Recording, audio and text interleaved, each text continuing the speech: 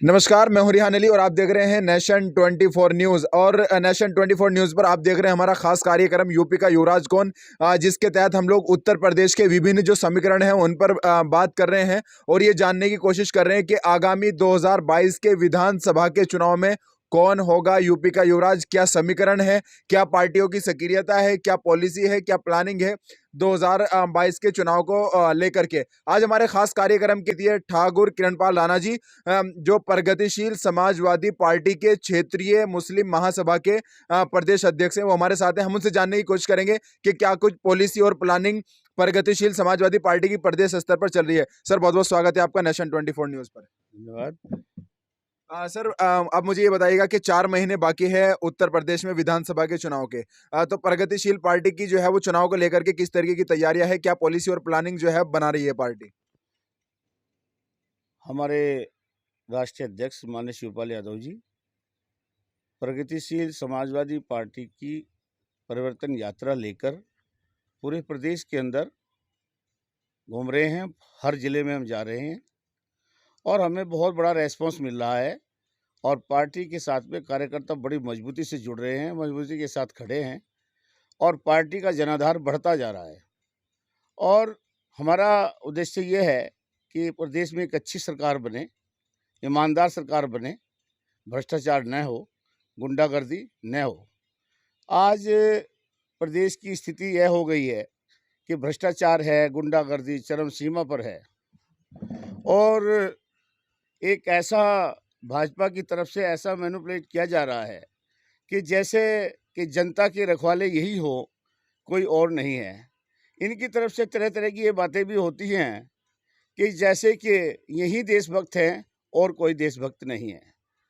अरे भाई, पार्टी कोई भी हो, सब लोग अपने राष्ट्र के प्रति प्रेम रखते हैं, राष्ट्र के प्रति सबको मोहब्बत होती है। राष्ट्र है तो हम सब लोग हैं। लेकिन जिस तरह से ये करना कि भगवान राम की भी ठेकेदारी हमने उठा रखी है, देश और राष्ट्र की ठेकेदारी भी हमने उठा रखी है, ये सब चीज़ें, ये सब मुद्दे जो लेकर ये जनता को गुमराह करने का जो काम कर रहे हैं, ये कोई अच्छी बात नहीं है। राणा जी, बीजेपी की तरफ से तो दावा किया जा रहा है कि हम लोग सबका साथ, सबका विकास, सबका विश्वास उसको साथ लेकर के चल रहे हैं। ऐसा कुछ नहीं है। हर जगह ये भेदभाव की राजनीति करते हैं, हिंदू मुस्लिम की राजनीति करते हैं और हिंदू मुस्लिम की राजनीति करते करते इन्होंने ऐसी खाई पैदा कर दी है कि आज हमें अपने संगठन के माध्यम से, अपनी प्रगतिशील समाजवादी पार्टी के माध्यम से हम सब भाइयों को इकट्ठा करना, उनको समझाना बड़ा मुश्किल हो रहा है। जब उनको समझाते हैं तो उनको हमें कई कई तर्क देने पड़ते हैं कि भाई हमारा राष्ट्र एक है, हमारा संविधान एक है, हमारा सबका हक बराबर है, आप किसी को कोई दिक्कत नहीं है। और ये सब चीज़ें बता बता कर हम एक हिंदू मुस्लिम का भाईचारा इस प्रदेश के अंदर, इस देश के अंदर देना चाहते हैं। प्रगतिशील समाजवादी पार्टी के राष्ट्रीय अध्यक्ष माननीय शिवपाल यादव जी एक मंझे हुए खिलाड़ी हैं, मंझे हुए नेता हैं। शिवपाल यादव जी एक ऐसे नेता हैं जो किसी की सरकार बना भी सकते हैं और खेल बिगाड़ भी सकते हैं। राणा जी, एक सवाल प्रगतिशील समाजवादी पार्टी को लेकर के। जिस तरीके से दावा किया जा रहा है कि आपने देखा होगा कुछ कद्दावर नेता हैं, वो भी इस बात को कह रहे हैं कि भारतीय जनता पार्टी को उत्तर प्रदेश में हराने के लिए सिर्फ समाजवादी ही सक्षम है। तो मैं प्रगतिशील समाजवादी पार्टी की पॉलिसी जानना चाहता हूँ। क्या उनको लगता है कि वो बिना गठबंधन के समाजवादी के, या अगर सब अलग अलग लड़े, भारतीय जनता पार्टी को हरा पाएंगे? क्या पार्टी में ऐसी कोई बात चल रही है कि गठबंधन करेंगे या नहीं करेंगे? गठबंधन का जो विषय है उस पर हमारी भैया अखिलेश से बातचीत भी हुई है और माननीय राष्ट्रीय अध्यक्ष जी जो फैसला लेंगे वो हमें मंजूर होगा। लेकिन हम तो चाहते हैं कि गठबंधन हो, लेकिन वो उनके ऊपर बात है। लेकिन ये मैं निश्चित रूप से कहता हूँ कि जल और कुल को मिलने में देर नहीं होती। जो लोग ये सोचते हैं कि शिवपाल जी अलग हैं, जो लोग ये सोचते हैं अखिलेश यादव जी अलग हैं, ये उनकी मूर्खता है। और ऐसा अगर वो उनके दिमाग में है तो बहुत बड़ी गलती कर रहे हैं। और ये सब एक परिवार का मामला है, सुलझ जाएगा और समय आने पर गठबंधन भी हो जाएगा। लेकिन हम और हमारे राष्ट्रीय अध्यक्ष माननीय शिवपाल यादव जी ऐसी स्थिति में है कि हम जो जिस सरकार को समर्थन करेंगे सरकार वही बनेगी, हमारे बिना कोई सरकार नहीं बना पाएगा। राणा जी, जिस तरीके से गठबंधन ना कह करके अगर मैं इसको विलय कहूँ, विलय करके फायदा हो सकता है बीजेपी को हराने में, क्योंकि कहीं ना कहीं ये कहा जा रहा है कि अगर गठबंधन ना हुआ तो मुझे ये बताइएगा, क्या प्रगतिशील समाजवादी पार्टी और खासतौर से सहारनपुर में सभी सीटों पर चुनाव लड़ेगी? निश्चित रूप से अगर हमारा कोई गठबंधन नहीं होता तो हम सारी सीटों पर चुनाव लड़ेंगे और माननीय राष्ट्रीय अध्यक्ष जी का जो भी आदेश होगा और हमारे भैया छोटे आदित्य यादव जी जो भी उनका आदेश होगा, निश्चित रूप से हम उनके आदेश के अनुसार चलेंगे और जो हमारा राष्ट्रीय अध्यक्ष कहेगा, जैसे जैसे वो कहते रहेंगे वैसे उनके साथ साथ चलते रहेंगे हम। राणा जी, आपके अनुभव के अकॉर्डिंग मैं ये पूछना चाहूंगा, क्या लगता है आपको कि जिस तरीके से सब अलग अलग चुनाव लड़े, तो क्या जीत पाएंगे, सीट निकाले पाएंगे? क्या स्थिति है इस समय चुनाव की? स्थिति देखो, सब लोग जो है इकट्ठा होकर ही चुनाव लड़ेंगे तो फायदा रहेगा और निश्चित रूप से इसमें कई लोगों से बात चल रही है। राष्ट्रीय अध्यक्ष जी अपने समय समय पर सब लोगों से बातचीत करते रहते हैं और जब समय आएगा, सही आएगा, सम्मान के साथ में जहाँ भी हमारा गठबंधन होगा, जिस हिसाब से भी होगा, राष्ट्रीय अध्यक्ष जी बहुत ही दूरगामी परिणाम देखते हैं, दूरगामी सोच है उनकी और वो हर तरह की बात को जानते हैं, क्या ठीक है क्या गलत है। वो उसी सोच के साथ में अपना गठबंधन करेंगे और निश्चित रूप से गठबंधन कर हम जब एक होंगे तो निश्चित रूप से चुनाव जीतेंगे। राणा जी, आपको क्या लगता है, गठबंधन करके ज्यादा फायदा होगा या पार्टी समाजवादी प्रगतिशील पार्टी को छोड़ करके अगर समाजवादी पार्टी में पूरी तरीके से विलय हो जाए शिवपाल यादव जी और उनका जो परिवार है, आपको पता है कि ये पूरा परिवार एक रहा है और उसी एकता की बिहाफ पे उसी जो पॉलिसी और प्लानिंग बनती थी, उसी से जो है 2012 में सरकार भी बनाई है ना, एक अच्छी रणनीति थी सब चीजों पे, लेकिन वो 2017 में टूटी तो उसका नुकसान जो है भुगतना पड़ा शिवपाल यादव जी को भी, समाजवादी पार्टी को भी। तो क्या लगता है, विलय करके ज्यादा फायदा होगा या पार्टी पार्टी के गठबंधन से ज्यादा फायदा होगा? देखिए, ये तो सब कुछ वैसे तो राष्ट्रीय अध्यक्ष जी के लेवल का मामला है, क्योंकि हम तो उनके दिशा या उनके आदेशानुसार चलते हैं। लेकिन ये निश्चित रूप से है कि पार्टी का कहीं न कहीं, जहाँ तक मेरा अनुमान है, और हमारे राष्ट्रीय अध्यक्ष जी कहीं न कहीं सीटों का जो मामला होगा, वो कहीं न कहीं ज़रूर सेट करेंगे और प्रगतिशील समाजवादी पार्टी के जो राष्ट्रीय अध्यक्ष है, वो प्रगतिशील समाजवादी पार्टी रहेगी और समाजवादी पार्टी रहेगी। बात एक ही है और दोनों का घर जो है एक ही है और दोनों की जो है पारिवारिक उसमें जो है बातचीत भी होती रहती है और वो सब एक है। मैंने आपको पहले ही कहा था कि जल और कुल को मिलने में कोई देर नहीं लगती है, वो सब मामला एक है और अगर कोई ऐसी सोच है वो अलग बात है, लेकिन पार्टी कोई छोटी-बड़ी नहीं होती है, पार्टी सब बड़ी होती है। समाजवादी पार्टी अपने स्तर पर बड़ी है और प्रगतिशील समाजवादी पार्टी अपने स्तर पर बड़ी पार्टी है। राणा जी, बीजेपी की तरफ से दावा किया जा रहा है कि बहुमत से सरकार बनाएंगे 2022 में। समाजवादी खासतौर से भारतीय जनता पार्टी की तरफ से दावा किया जा रहा है ये कि योगी आदित्यनाथ जी लौटेंगे, दोबारा सरकार बनाएंगे बहुमत से। क्या स्थिति है?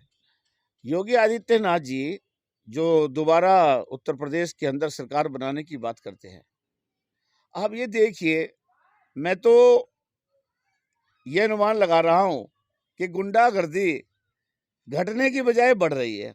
नंबर एक बात। राणा जी, वो मैं इस पे आपको इसलिए टोक रहा हूँ, ये कहते हैं कि देखो भारतीय जनता पार्टी में ना क्राइम बिल्कुल कम हो गया, कंट्रोल हो गया और योगी जी जो है कानून व्यवस्था बहुत सुचारू रूप से चला रहे हैं। ये वही बात है कि ये भाजपा वाले जो है बातें बनाने में बड़े एक्सपर्ट हैं, बातूंची लोग हैं और झूठ बोलते रहते हैं, धरातल पे कोई बात नहीं होती।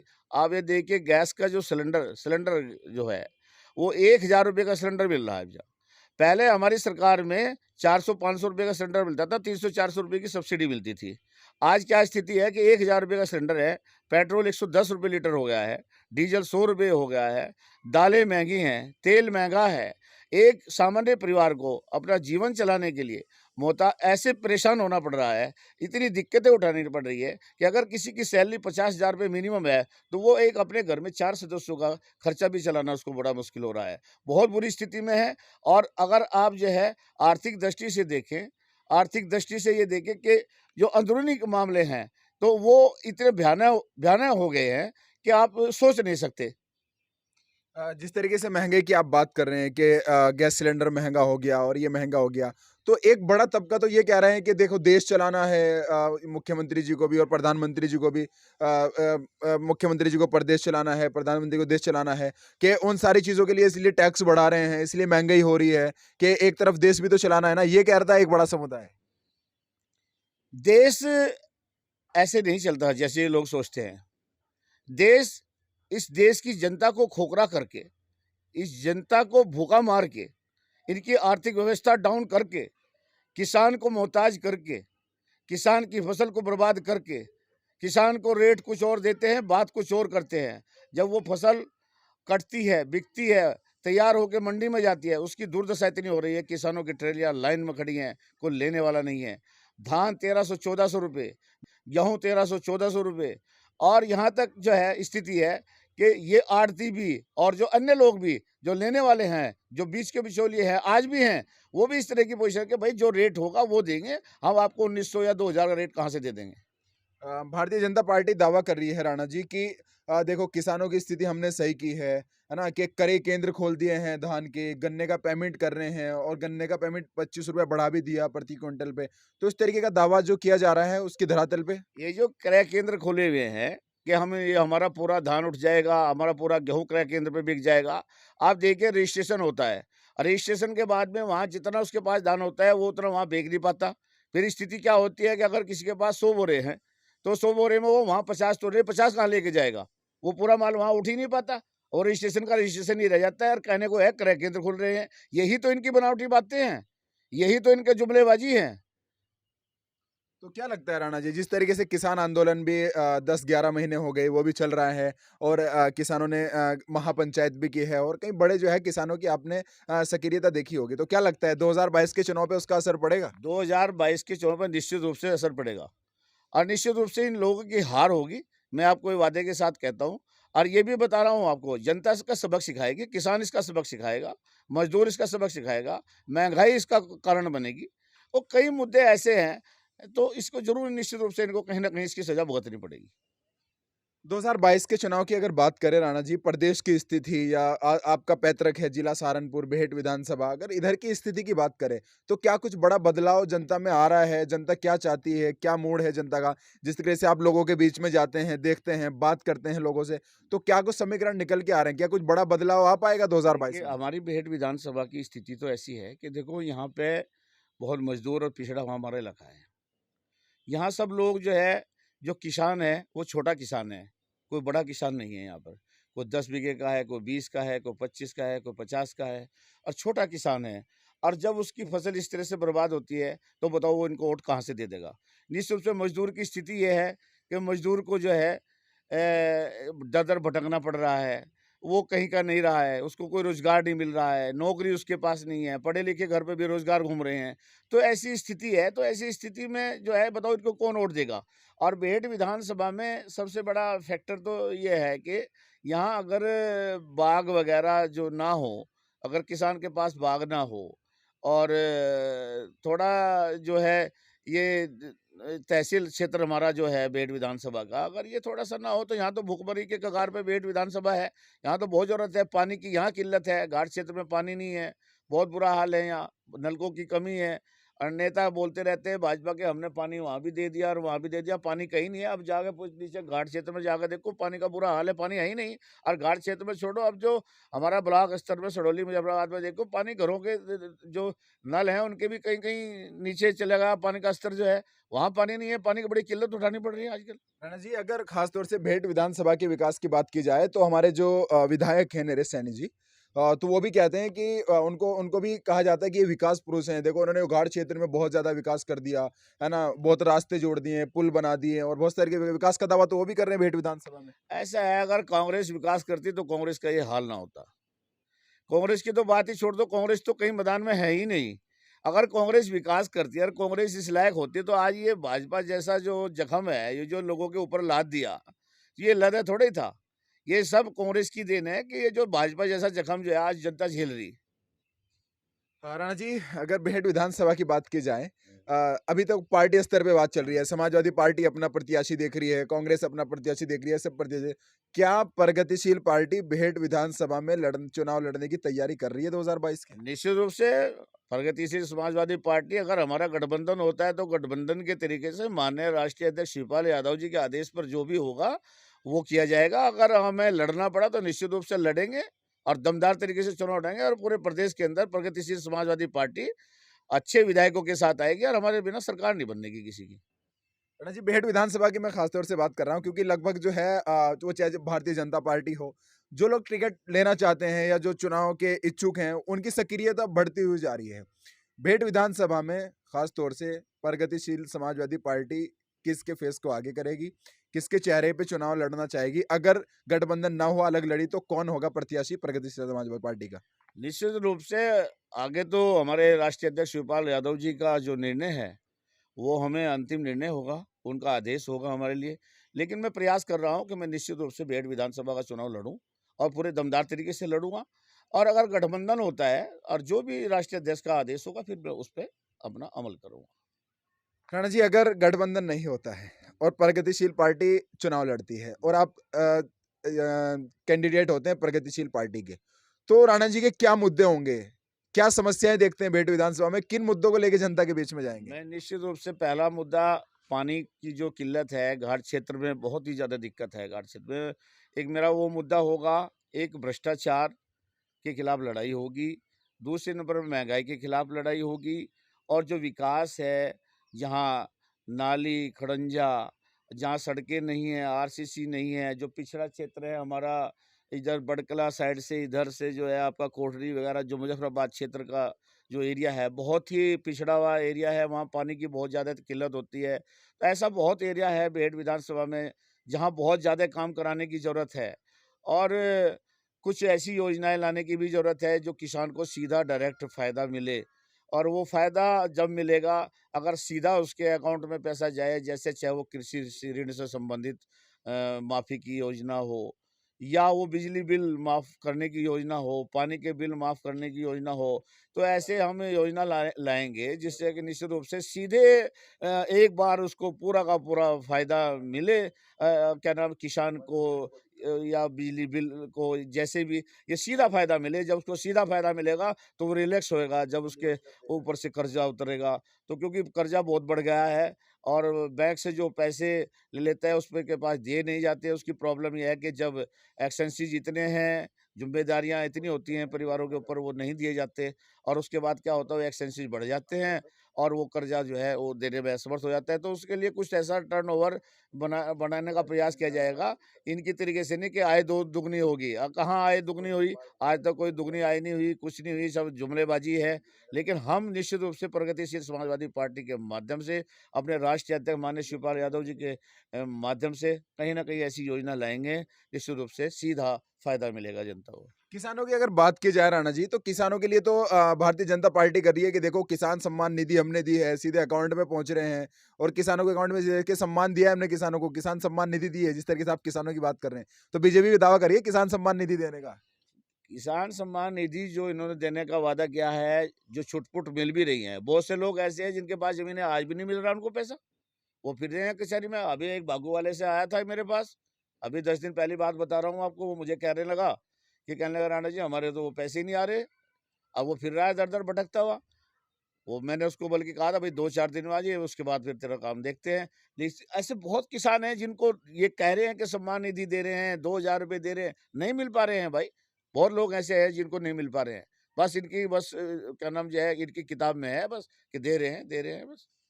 राणा जी, एक आखिरी सवाल, जिस तरीके से आपने कहा है कि महंगाई बढ़ रही है, किसान त्रस्त है, गरीब परेशान है, बेरोजगारी चरम सीमा पे है और भारतीय जनता पार्टी ये सब कुछ कर रही है। एक अनुभवी नागरिक होने के नाते मैं आपसे ये पूछना चाहता हूँ, क्योंकि आप पार्टी में पदाधिकारी भी हैं और बहुत सक्रियता के साथ आप काम कर रहे हैं और आपने उनको गहराई से देखा भी है उन सारी चीज़ों को। तो मुझे ये बताइएगा कि भारतीय जनता पार्टी को हराने के लिए प्रदेश में क्या समीकरण होने चाहिए कि जिससे भारतीय जनता पार्टी को हराया जा सके? भारतीय जनता पार्टी को हराने के लिए निश्चित रूप से हमारे विपक्ष के जितने भी दल हैं, विपक्षी जितने भी हैं, सब लोगों को एक मंच पे आना चाहिए, ये मेरी भी इच्छा है। माननीय राष्ट्रीय अध्यक्ष जी की भी यही इच्छा है और राष्ट्रीय अध्यक्ष जी तो जो फैसला लेंगे वो तो खैर अंतिम फैसला है।